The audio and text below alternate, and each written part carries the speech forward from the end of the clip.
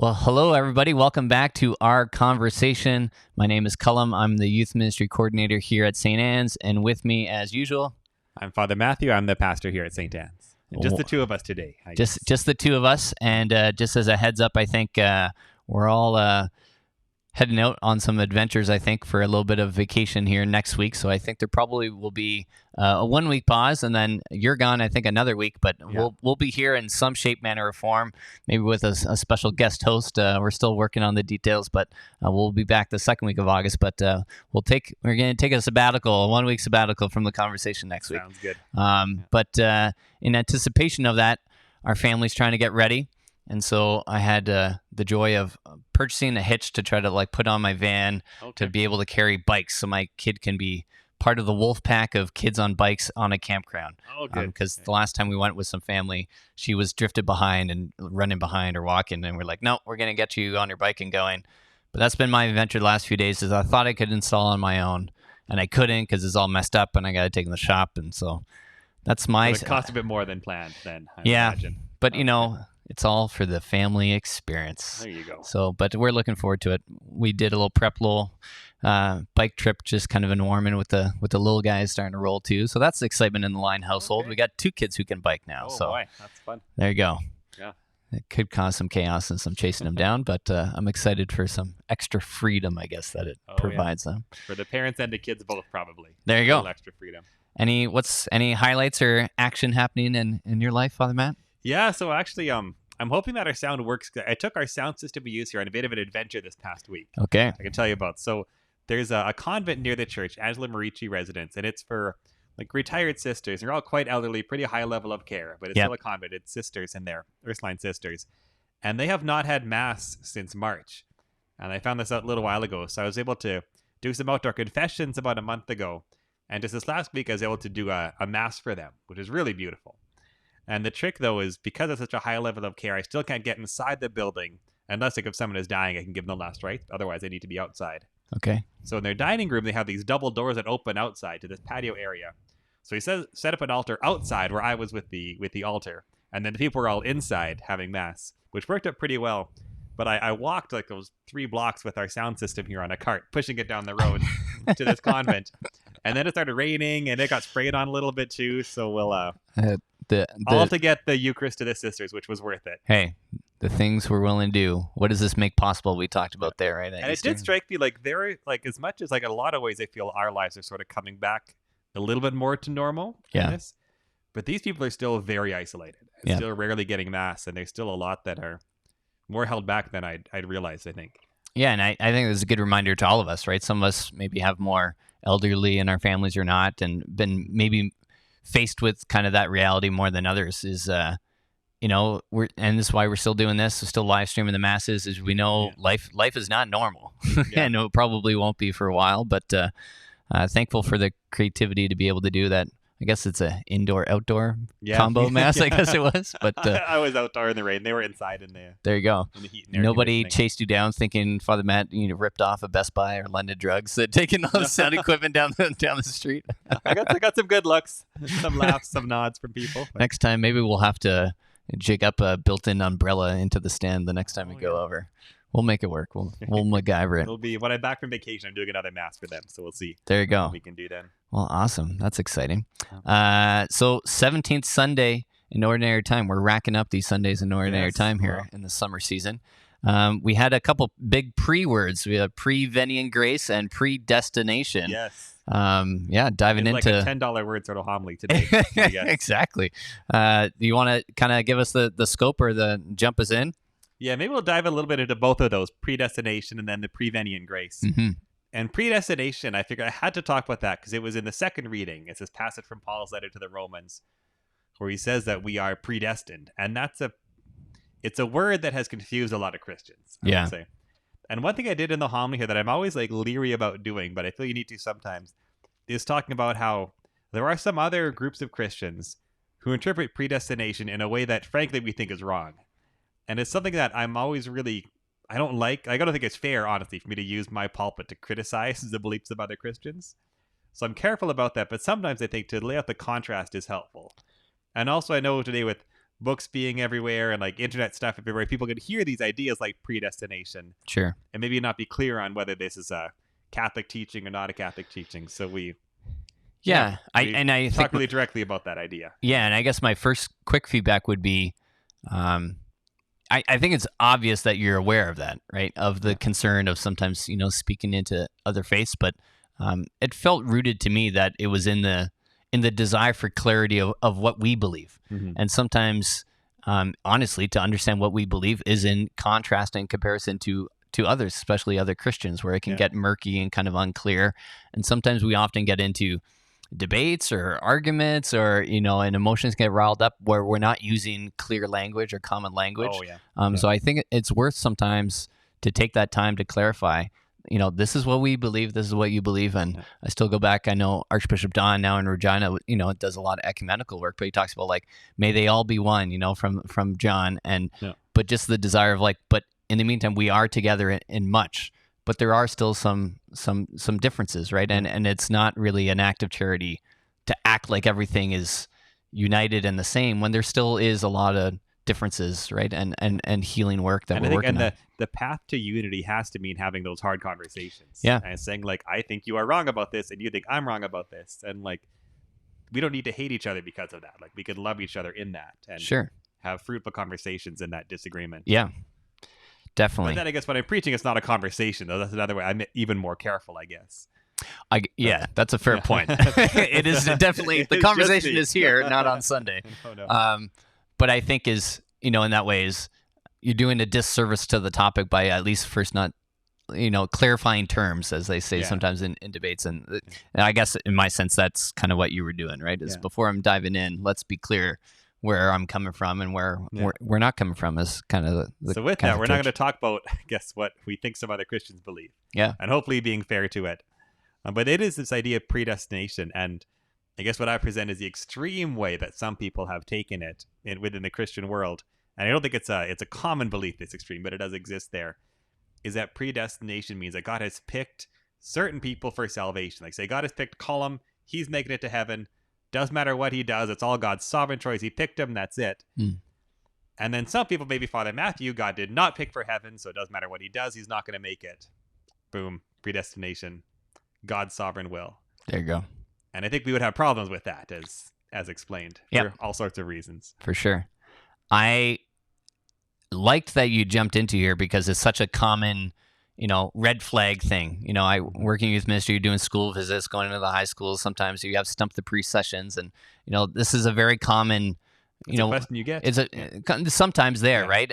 Maybe not in the classroom, but when they have a bit more boldness or in a relationship, they're like, okay, like I'm interested, but like this. What about this idea, right? And what is the question exactly that you get? Exactly of like why even bother? Like what's the purpose, right? If God's just going to save us and do all this thing, is all this church work, is this faith, is all the rituals we do, is this kind of a show a little bit, right? So if people ask that question, they ask it based on like our understanding of salvation or like this predestination understanding of salvation? The predestination understanding, right? And so I like think if God's going to save us no matter what, then like exactly. What does it matter? And so I've known some of the arguments and different ways to go into it, and sometimes it's also just clarifying. Okay, this is the Catholic Church's that's not understanding. actually what we believe. Exactly, that's the starting point, which is kind of what you did today. Yeah. But also, I kind of put in my tool belt I was like, man, I'm going to use this train analogy because I thought this was pretty golden. I thought. How would you remind our viewers of the train analogy? Yeah, so you had just talked about the idea of think of taking the train to Vancouver. I'm looking at your notes so I don't mess it up, right? And it says the train is marked to Vancouver. And if we get on that train and we stay on the train, we're going to end up in Vancouver. So that's the idea. But here's the thing is that we can choose if we literally get on the train, but we can also choose if we get off the train. So it might stop in Calgary. Do you get off? Do you take a piss stop? Do you get back on the train? Or do you stay in your seat and go the whole way? Right. So the idea that there's still free will involved in this train trip that we're taking. And I think that's a really important nuance that often is lost, right? And I think that's just a very concrete visual to help get that across. And that, as we have a chance to admit my stealing, I stole that from N.T. Wright. Hey, that image. He's a pretty smart dude. The Ask N.T. Wright Anything podcast. And I know N.T. Wright, he actually said, like, I think he could use that in a homily. He said, I wouldn't use it, like, at a scholarly debate. Yeah. So I used it in a homily. There you go. You're good to go. And I think you're right, because part of, I think, what we struggle with, and what this extreme predestination is an attempt to answer, is this tension of like God's grace and our will. And how do we make sense of all of those in terms of salvation? And sometimes we're tempted to get like to the too easy answer. And to me, this extreme predestination is one of those too easy answers. Because hard to say, well, how does my will and God's will work together? Well, one way of saying, like, maybe my will is just irrelevant and it's just God, which is not where we want to go, of course. Yeah. But to have that interplay of both is, I think it's beautiful, but it's more challenging to understand sometimes. And it raises some more challenging questions. For sure. And sometimes I think it's like someone tells me, like, what's the curriculum? What's the basic gospel message? And boom, we can, roll out the 4 points. And this is who God is. That God is love and the creation and redemption and the fall. Like, you knock it all out. But then when you get into like, but how does this work? Yeah. the work gets messy, right? In terms of the daily life.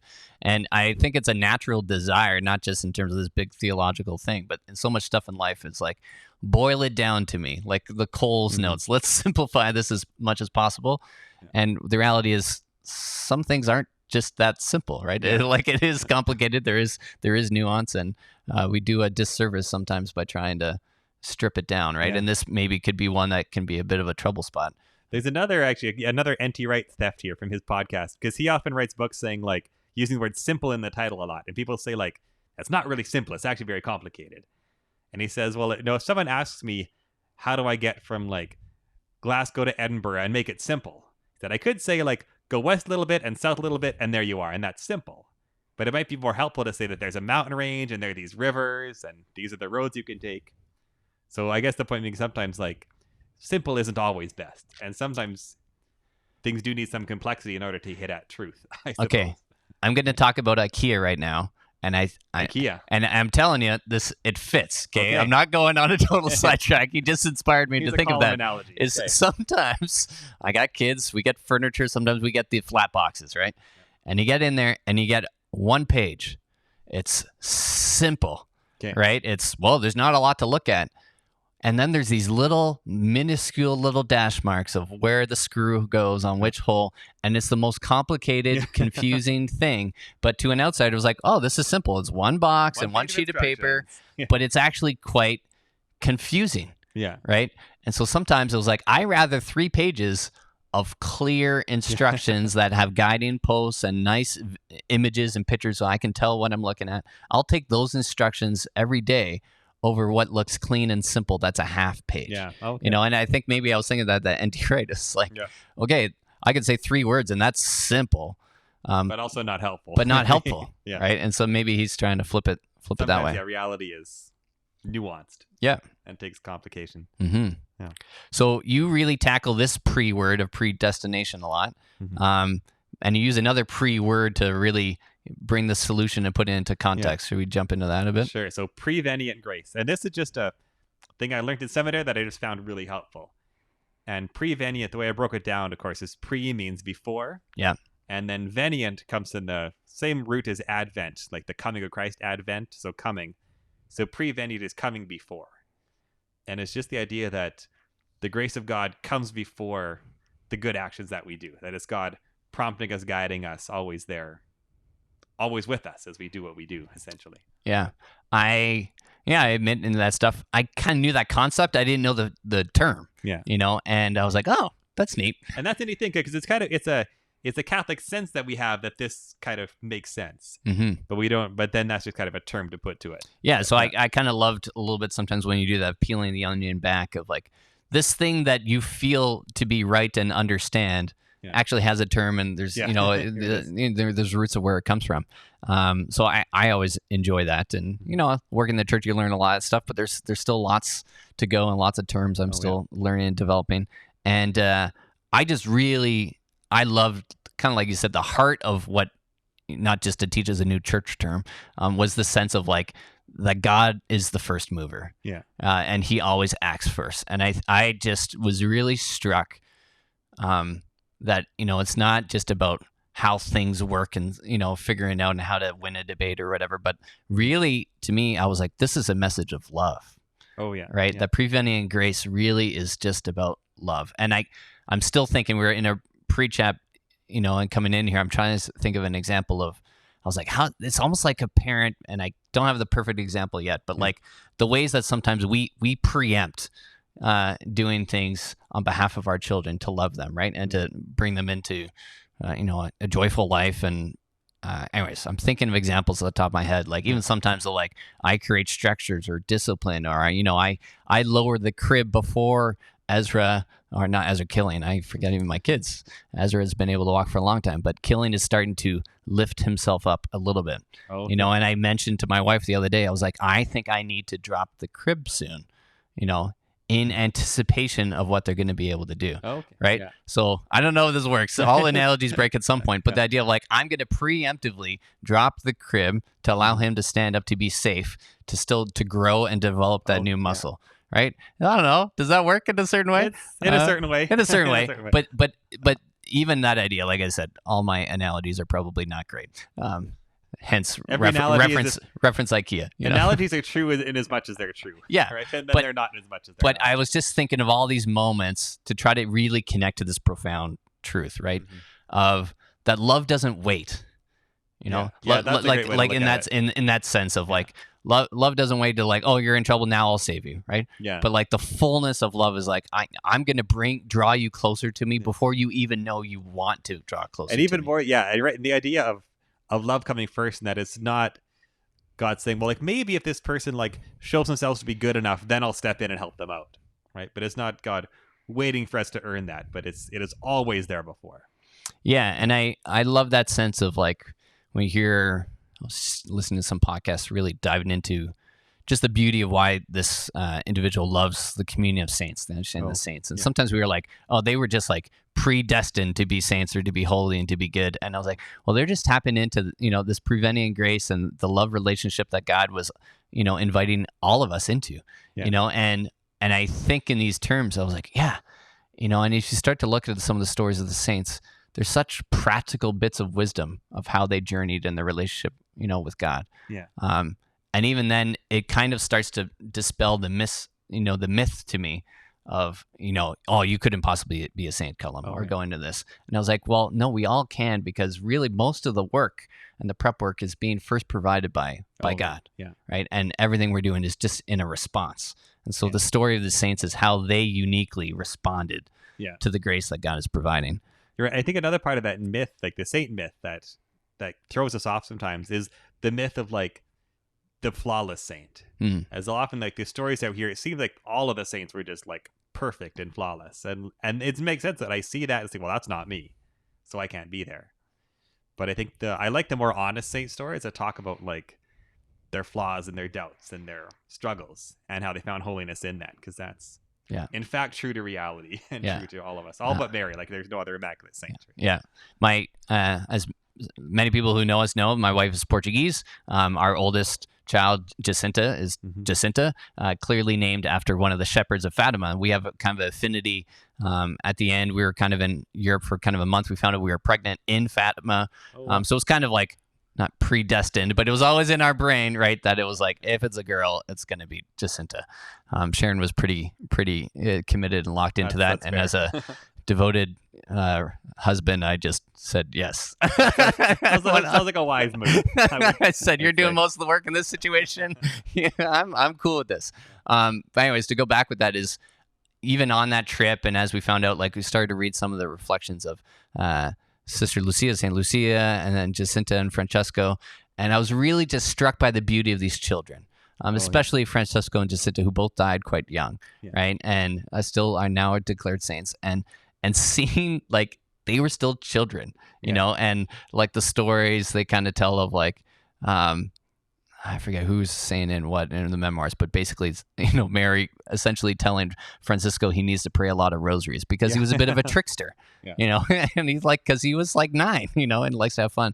Or Jacinta, who died quite young, I think was being asked by the nurse in the care that she was at that she had to drink a warm glass of milk. And apparently she didn't like milk at all, and Jacinta being in the space of saying, she's I don't like it, but I will consume it and I will offer it up for the souls in purgatory, which is a phrase my Irish Catholic mom has drilled into me over the years, this whole idea. And I was shocked, and I loathed that as a kid. Offer it up. Yeah. And then I read the story of an 11-year-old doing it, and I was like, man. Yeah. I was like, what the profound beauty. And I was like, how could that? I was always struck. How could a 10-year-old or an 11-year-old, whatever how old she was, like just get that? Yeah. You know, it seems like so profound of like, you're just a But a lot child. do like, you know? maybe it's easier to be canonized if you die young. I don't know. Like there's more of a natural faith that kids have, right? Like To be clear, this is not like a Father Matt's workbook on how to become a saint. Make sure you don't live too long. to be clear. But I think there is a bit of a tie of this faith is beautiful. childlike faith, and we don't mean that in a demeaning term, but there is an innocence and there is a closeness.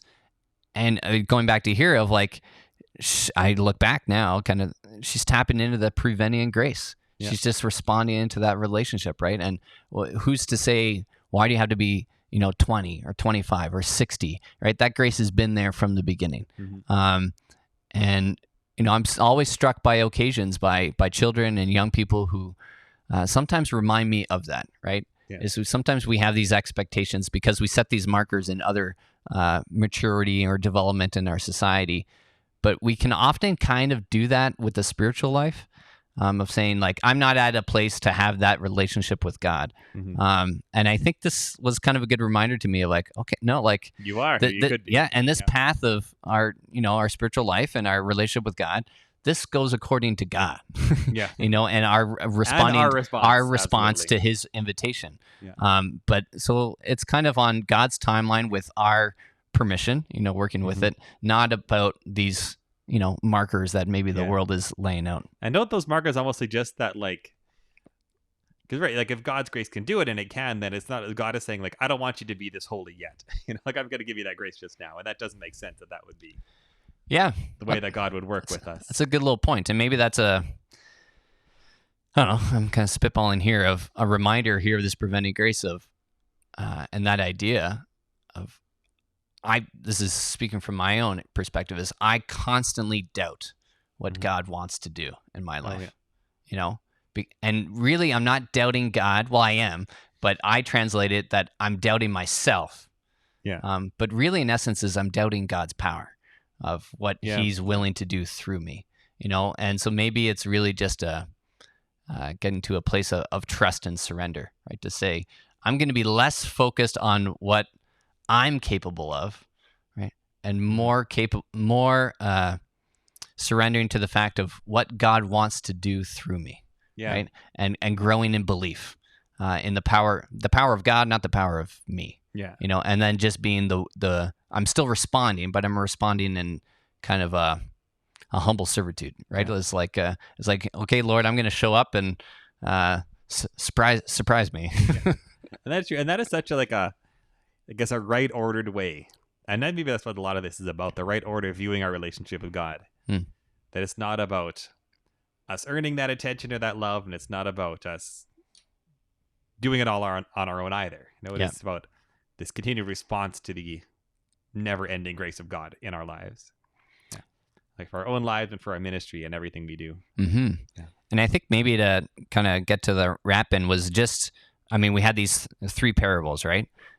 Three. Yeah, there's 3 in the gospel. And I just loved kind of how you kind of bookend and tied it all together, but essentially primarily a flipping the understanding, of the idea of the field, right? And of the seeker.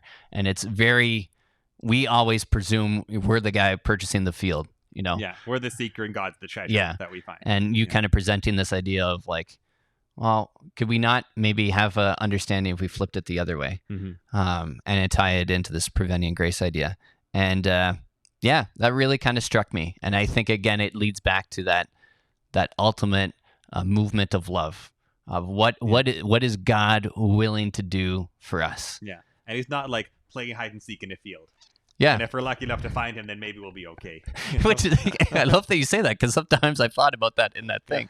I was like, man, like, yes, it's profound that, give up all your possessions and do this, or the merchant, but especially the treasure in the field, it's like there's a little bit of dumb luck from the seeker perspective. And if you think about that in terms of like salvation, you're like, that's a little problematic, right? Like you potentially could fall into that, maybe our false understanding of that predestination.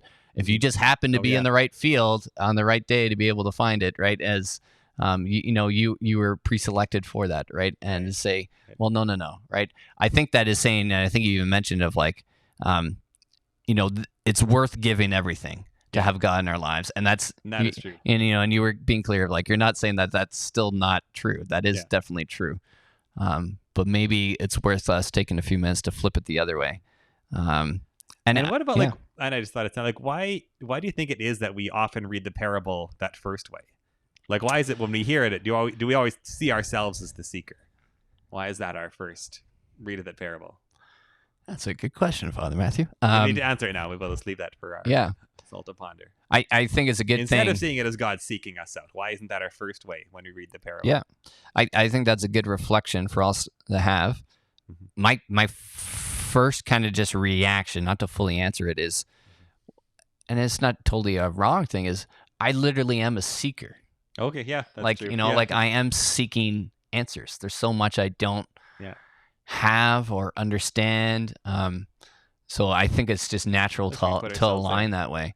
And maybe it's more natural to see ourselves as the seeker than to see ourselves as something that God would treasure. Yeah, right? That doesn't come to us quite as quickly. Maybe. I think that's a beautiful thing you just mentioned there. Is I know. I don't know where it kind of first started. It was a retreat, and the whole topic was on belovedness. Oh, yeah.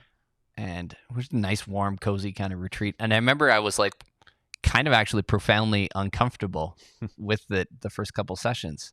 Yeah. Because I honestly don't think of myself enough as the beloved, as the loved one. And we have the understanding of like, the Apostle John and given to Mary and the church and those kind of connections and the disciple that Jesus loved. Yeah. And there is something unique to that actual relationship, but I think there is a message that God is trying to show to us as well, that we maybe don't always pick up on, and and I don't know, and I see a lot, I think in my story, I can see it in my children, that kind of stuff. Sometimes like we want to be seen and known and loved, and maybe it's concupiscence or fallen nature or just the way that we live in today's society that I'm not sure we treasure each other enough.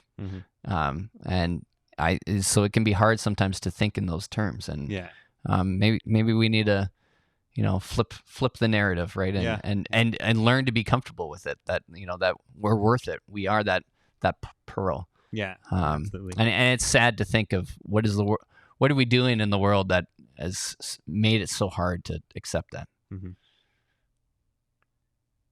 You're asking me that question? Or but I was just throwing it out there, but I mean, if you have any answers, but there's probably a lot of reasons for that. Yeah.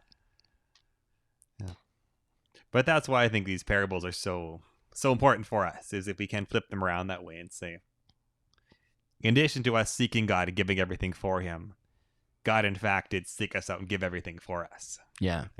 I think we've talked a little bit, but just the practice of Lectio Divina, and just prayerful reading of Scripture and sitting with it is. I might need to go back to this and do some Lectio with this idea of praying it, listening to a word that strikes, the idea of an understanding of what is actually happening in there, and then just kind of sitting with it, getting to that contemplation. And sometimes, I think what we needed Lectio is like giving God a chance to convict me of the truth of these things. Yeah. And as someone just mentioned in our staff meeting today, we do sometimes little reflections, kind of a week lean up, and just the enjoying of kind of doing this a bit more. We used to do it kind of every other week, and in COVID times we're touching base a bit more. But kind of a gift of it is we've been doing a bit more Scripture reflection together, and the gift of like sometimes I'm seeing things or catching things in a different light, and it also just convicted me and reminded me again of like. Not to get too excited necessarily for next week and what's to come, but to be willing to go back, and I think this is kind of one that, maybe I need to earmark this and pray with that for a few days. So that's my homework. That's what I'm going to do. The readers want to take that. Listeners, they can take that as well. Do what you will, internet, but that's what I'm doing. Reflect on the gospel for last Sunday, and for sure, and flip the parable around would be our advice. There you go. Suggestion. I don't know what's coming next week, but if you'll have two words. This afternoon's job. There you go. Going to that next. So we won't tie you up too much, so the Lord can speak to you and prompt you with some cool ideas and see what comes. So again, a reminder. We still are snipping out and posting the homilies online, but you won't get a conversation, unfortunately, about this weekend's homily next week. But you can go in the back catalog, go catch some of the other conversations if you haven't, and feel free to leave any comments or reflections. We always enjoy hearing from you. And anything else, Father Matt? No, enjoy your summer. We're almost halfway through our main 2 months of summer yet. There you go. Enjoy what you've got left. And I think, just as a quick reminder, the schedule for masses for August, I think, is posted with the sign up Genius. You go to stans.ca. You can get in there. There's lots of spaces. We added a couple more spots, I think, for the capacity, I think, in the church. Yeah. I don't know what the number's at, but basically, I think we can fit people if you want to come. Some of the masses fill up, but you may be in the hall for some, but we've got room for sure. Yeah, so we're loving to see people at daily mass and on Sunday and Saturday. So we hope you're well. If you're going off camping or whatever you're doing, be well, safe travels. And Father Matt, enjoy your little break. We'll see you, I guess, in a couple of weeks. Yeah. And until next time, God bless you. We'll see you later.